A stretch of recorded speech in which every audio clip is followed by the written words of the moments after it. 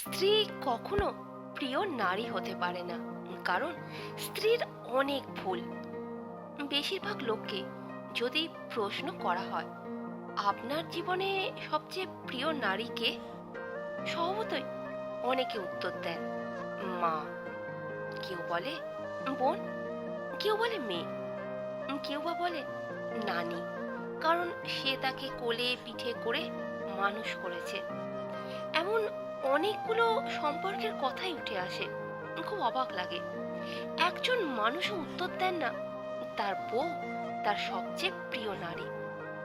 আসলে বাঙালিদের সমস্যা, বউকে ভালোবাসি বললে মান সম্মান চলে যাবে, লোকে বউ পাগল বলবে, বউয়ের কাছে ছোট হয়ে যাবে।